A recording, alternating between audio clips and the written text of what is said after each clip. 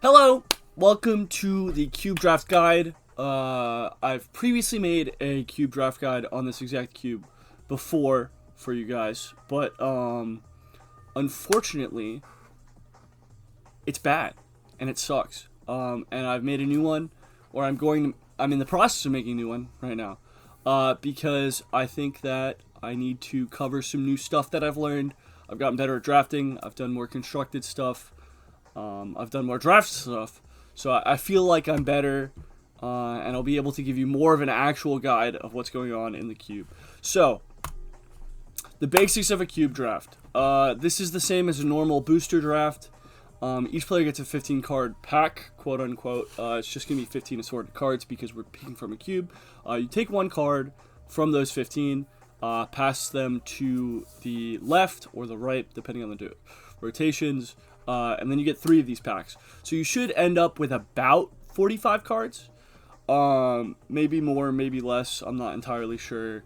It's 45 cards if there are 15 people. But there's not going to be 15 people. There's probably going to be like 6 or 7 or less. Oh, I did that.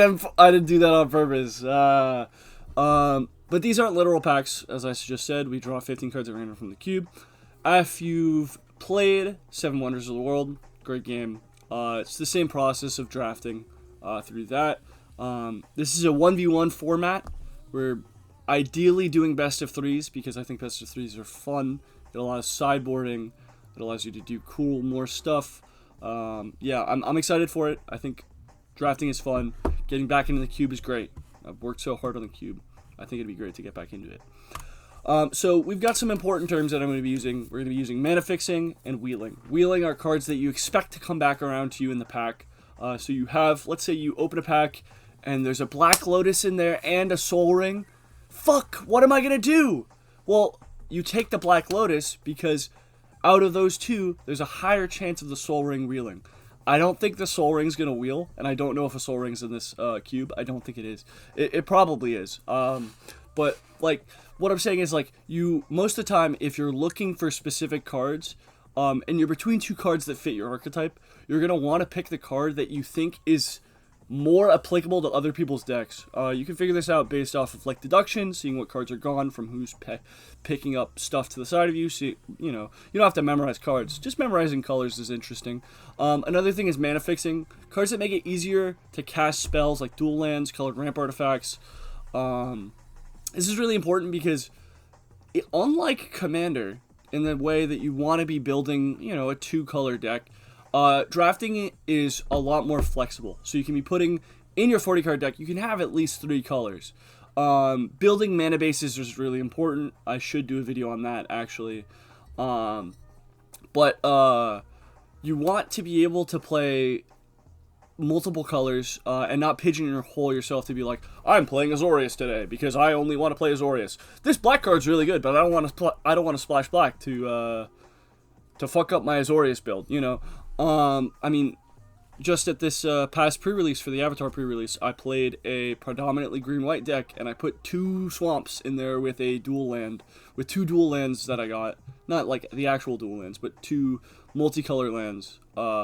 So I ended up only having 4 black sources to play my 4 black cards, because I only had 4 pips. But we'll go into that in another video that I will put in the folder that I'm making, because I'm going to link a folder. But yes, so these are some important terms: wheeling and mana fixing. I'm going to be saying these a lot, somewhat actually, but we'll go into deck building stuff in a bit. So the guide to drafting, generally you look for good cards in the first packs, and then mana fixings, dual lands, ramp artifacts, and whatnot. The only exception is Power 9. Them Johns are broken. This is old information. So yes, I do think you should still be taking stuff like Power 9, but I do think you should definitely be prioritizing dual lands a lot more over the other lands, like the untapped dual lands, just because they're very strong. They functionally count as whatever you need them to be. So let's say, I picked an island. Now it makes it easier for you to splash another color. I don't think you should be prioritizing them extremely high. I don't think you should ever be first picking a dual land. It doesn't give you a lot of direction. Yeah. So multicolored creatures are usually taken early in the first pack and set later in the second and third packs. These give you good starting points, which you might want to play in the first place. This is good drafting advice. Is this good for the cube draft? Not necessarily. You definitely do want to be taking stuff that gives you direction. Multicolor stuff does do that, but a lot of the times with the cube draft, there are things built in that inherently are combos, right? And there's not a lot of there are dual color stuff, but like you're going to be wanting to look for, I mean, I'm going to go over it later, but the blink combo, the blink combo is only mono white, and that can be splashed into other stuff. So there's interesting things that you want to look at keywords a lot more than just multicolored creatures. But you know, you can always figure it out later. Cube drafting isn't as easy as booster drafting, because booster drafting, there are inherently like rarities to things, so you're gonna get things at certain times, and you want to be prioritizing the rares in the pack. Whereas this, all cards are good, most cards are good. All cards are playable is the important part. So you want to be looking for a lot of playables, things that you can get into your deck. You know, and obviously I did say that there's 40 card, like they're 40 card decks. You can go higher than 40 cards. 40 card is just the minimum. It's not great too, because you start to lose consistency and like water on your deck, but yeah. Combat tricks and removal are important. Don't be afraid to splash colors for a few good white cards in your blue-black deck. This is pretty much the same example that I did before. However, combat tricks are still really important. Removal is still really important. Combat tricks aren't as big in this because, once again, this isn't a sealed, like, limited format. This is a cube, so combat tricks aren't as prevalent. But keeping ways to make combat interesting, you want to keep interaction points. Not interaction points, but cards that can interact with your board. And your opponent's board at certain times. Things, interesting things. Yeah, you got it. Okay, so now we're getting into things you can look out for. This isn't inherently archetypes that I've spotted, but these are cards and combos that are good, but I don't think you should build your whole deck around. The Power 9. What can you say? These are called the Power 9 for a reason. These are fucking broken. Pick these if they're in your pack. Don't let a Mox Emerald wheel. Just go put green in your deck. And even if you don't put green in your deck, that is now it's a ramp card, essentially. It's a color, it's a 0 mana color. It's good. Take them. Take them. I was doing a cube draft and I played Boros aggro. And I put Ancestral Recall in there because that shit's broken. And it helped me win a few games, you know. So be very intentional with the way you pick things, unless... The power, I think the worst of the Power 9 is probably Time Twister. It's really good, but it's not as splashable. I think you can splash Time Walk and Ancestral Recall easy. Everything else, just take it if you see it. Time Twister, you gotta think a bit more, but it's still a really good card. Yeah. Okay, the Goyfs. These are Nethergoyf, Tarmogoyf, and Pyrogoyf. These are just good creatures, man. Tarmogoyf broke Modern for a while. Good ass fucking card. Usually their power and toughness is equal to the number of card types among graveyards, and then their toughness is that +1. So like Tarmogoyf, let's say you have an artifact and a creature in your graveyard, and your opponent has a land and a planeswalker. It's a 4/5. It's for single instances, so let's say you have like 3 artifacts. That's still a 1/2. All of these function in the same manner. Nethergoyf's really good. Right? Is equal to the number of... That's just good, man. What? Okay, whatever. They made Tarmogoyf a bit better. Pyrogoyf's a really good card. It counts as like interaction removal along with the creature. Pretty good. Then we're gonna move on to Thespian Stage and Dark Depths. This is a silly combo. Functionally, you put in Dark Depths, it comes in with 10 ice counters on it. That's an Enter the Battlefield trigger. If only there was a way to get a Dark Depths without the Enter the Battlefield trigger. Wait a minute, we're looking at Thespian Stage! Thespian Stage becomes a copy of that land. And then it immediately gets sacrificed. And then you get a 2020 Merit Lodge. It's flying and indestructible. Still removable through, like, exile and shit. But, you know, it's good. Vampire Hexmage, it functions the same way, but, you know, it costs 2 mana, and you just remove all the counters from target permanent, so instead of copying with Thespian Stage and you still have a Dark Depths in play, you just remove all the counters from your Dark Depths, which is fun. It's good. It's not as good as the Thespian Stage one. This isn't something to build your deck around. It's very strong if you can find it, but I wouldn't be like, whoa, I need this in my deck. It's cool. It's a cool combo. These are just some other good cards. Umezawa's Jite and Shadow Spear, two fucking really good equipments. They're just strong as shit. I encourage you to look them up and read their text.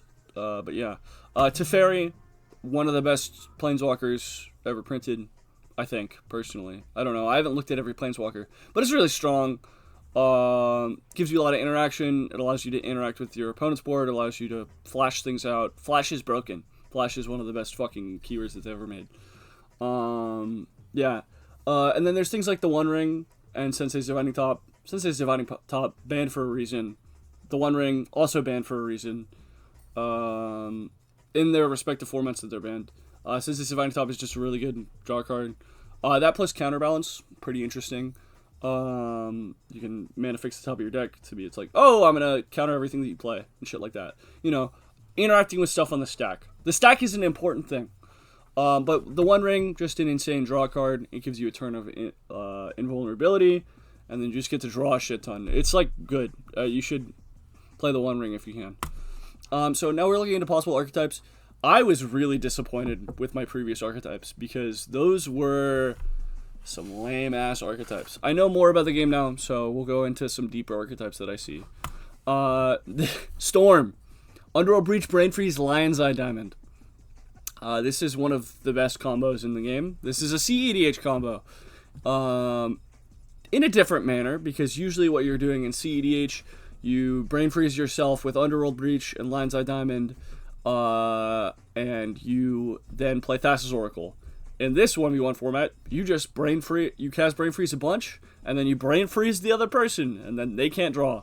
But so how the combo works is you play Underworld Breach, then you play Lion's Eye Diamond, then you play Brain Freeze. You can sacrifice the Lion's Eye Diamond, discarding your hand. You gain 3 mana of any color. Discarding your hand feels bad, but it doesn't matter because you have Underworld Breach and Brain Freeze. So then, since you've discarded your hand and you've milled 3 cards, 3 cards is the escape cost for Underworld Breach. So now you can keep escaping Lion's Eye Diamond to get an infinite number of Storm. You can get Storm up to a certain point where if you cast Brain Freeze, it's a 40-card deck. What, you need, shit, math major alert, bro. You need a Storm of 14 to Brain Freeze them. You know, but pretty much it's just like Storm's High. Lion's Eye Diamond, yeah, that's how that works. Monastery Mentor and Third Path Iconoclast are also Storm cards. These cards themselves are not going to be used in this combo, but the idea is that you're going to be wanting to cast a lot of spells. You're going to be casting shit with... This is where Time Twister would be really good, because you can refill your hand, and then cast more spells, and then swing for more. You know, these guys just make 1/1s. These guys have Prowess. Third Pass Iconoclast doesn't have Prowess. But, you know, there's some cool shit. You know, make a big board of tokens and swing out, and everything like that. Storm, cool interaction, yeah. Flicker, this is something that's cool. Philia Exuberant Shepherd, really fucking strong card. You can flicker your own stuff. This works really well with the Overlords, anything else that can be, you know, that gains benefit off of having another ETB. Flicker Wisp is just functionally the same thing as Philia in some manner. It's another flicker thing. The important part about this is that Containment Priest, if a non-token creature would enter the battlefield and it wasn't cast, exile it, you can lock people out of having things by flickering out their things, and then when they come back with Containment Priest, they get exiled. So you can do really cool shit with that. Yeah, it's just a control thing. Pretty cool. Keep an eye out for these cards. Of course, yeah, Flicker is really good with ETBs. Philia is a really strong card. Flicker Wisp also pretty good. Not too hard to go on this, but this is what I'm saying. Like, if you have like Philia and a Containment Priest and you're playing like blue-black, like, why not, man? Maybe if you're playing like blue-back tempo, maybe not, but like blue-back control or some shit like that. You know, there's just some good cards. Don't pigeonhole yourself into 2 colors, is what I'm trying to say. You want to be flexible. You can play a 4-color deck if you want. just gotta make sure you have the mana for it. Yeah. So, Sneak Attack / Reanimator. These are two very similar yet different archetypes. Sneak Attack, really strong card. 4 mana, you pay 1 red, you may put a creature card from your hand on the battlefield, that creature gains haste, sacrifice that creature at the beginning of the next end step. Reanimate, put a target creature card from your graveyard under your control, lose life equal to that mana card's value. So, I have 2 examples of what you would want in each deck. Worldspine Wurm, fantastic Sneak Attack card. 1 mana 15/15 with trample, and then it dies, and then you get 3 5/5s with trample. That's fucking good, you know. So like, whereas Atraxa, it's more of like a value piece. You know, you reanimate Atraxa from your graveyard. You get like, look at the top 10 cards of your library. You can put shit in your hand. And then it's got Flying, Life, Vigilance, Death Touch, and Lifelink. So you heal back that 7. But so you're not really gonna be wanting to reanimate Worldspine Wurm because it costs, you know, 11 mana and you want to take 11 life. But ideally what you're doing is you're using these 2 types of pieces, things like Sneak Attack or Reanimate. Well, with Reanimate, you know, there's other cards like Reanimate, like Animate Dead and other shit like that. You're able to cheat out big creatures. In my previous video I had this as Dredge. Dredge is a completely different fucking type of, like, not format, but it's a completely different archetype. Don't know what I was saying. That's what I'm saying. I know more about shit now, so I can not lead you in the incorrect manner. Sorry for the photos being fucked up. Scryfall is down today, so I've been screenshotting them from other methods. But, you know, shit like Worldspine Wurm, there's other things, just big creatures that you can Sneak Attack in for 1. You know, it's huge. Big stuff. Easy. Go face. Stompy. Blah, blah, blah. Now we're looking at artifacts, shit like Mishra's Workshop, Tolarian Academy, Metalworker. These are all ramp pieces that can give you more mana just for having artifacts. Artifacts are consistently one of the most broken things, just because they usually have a lot of synergy with each other, because they're all artifacts, and artifacts have synergy with artifacts, yada yada yada. Anyways, Mishra's Workshop, add 3 colorless mana to your mana pool. You can only use that to spend artifacts. That's fine, because you're going to be playing a bunch of talismans. Don't worry about the colors of the talisman. You want to, like, pick the colors correctly, but, like, you know, I mean, 2 mana, it's a ramp card. Ramp cards are good. You're going to be ramping. Tolarian Academy also cares. This is like Gaia's Cradle for artifacts. Simple. Metalworker, let's say you have 3 artifacts in your hand. Shit, I only have a Metalworker and 3 artifacts in my hand. How am I going to play them? You tap to reveal those 3 artifacts. Let's say they're 3 talismans. Then you can just play them. It's insane. Metalworker's banned in Legacy for a reason. But yeah, you know, just artifacts. There's other artifact synergy. You can look through the list. I'll put the list in the description. Yeah, I mean, not much more to say about artifacts. Simple, just play a bunch of them. Oh, Kappa Cannoneer. That's a fucking insane card. I was supposed to put that in this, but I didn't. Okay, Nadu, another card. Just got banned from Legacy because he's fucking stupid. He has no home. His home is now Cube because he's been banned in every format he was allowed in. Maybe Vintage. I think he's allowed in Vintage. Whatever. Nadu, creatures you control have whenever this creature becomes a target of spell or ability, reveal the top card of your library. If it's a land, put it on your battlefield. Otherwise, put it in your hand. This bigger ability only triggers twice per turn. You can anything that targets like 0 mana equip artifacts, such like Lightning Greaves and Shuko. I think that's the 1 mana artifact that gives some like +1/+0, and then it costs 0 to equip. That's a targeting ability. So you can do that. But like it's like, oh, how do I keep getting creatures and shit? Springheart and Antuco, landfall. You may get a copy of it if you pay 1 green and a colorless. If you do, it's a token copy. If you don't, it's a 1/1 insect. To Nadu, that's just 2 more triggers. So, you know, as long as you hit a land 50% of the time, I mean, like, let's say your deck's like 20 lands, 20 fucking creatures, 29 lands. 50% of the time you're going to be hitting a land. So you do that twice, right? Winning 2, I mean, I guess it's 25%. But whatever, man. The probabilities change once you, let's say you rip, whatever. I don't have to go into it. Zuran Orb, Fastbond, bullshit. You get infinite life, infinite mana. With Fast Bond, you may play any number of lands each turn. If it wasn't your first land, you take 1 damage.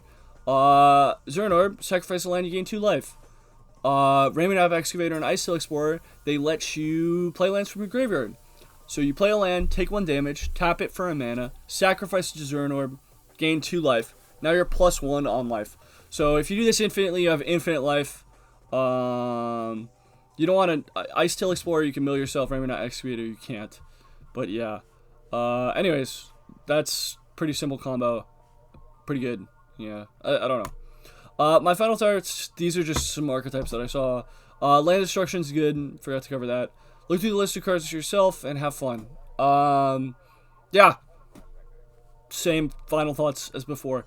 I am gonna make a mana-based building video after this. I gotta throw some shit together for that. But yeah, we'll open up Moxfield or Architect and see how to build mana bases and shit like that.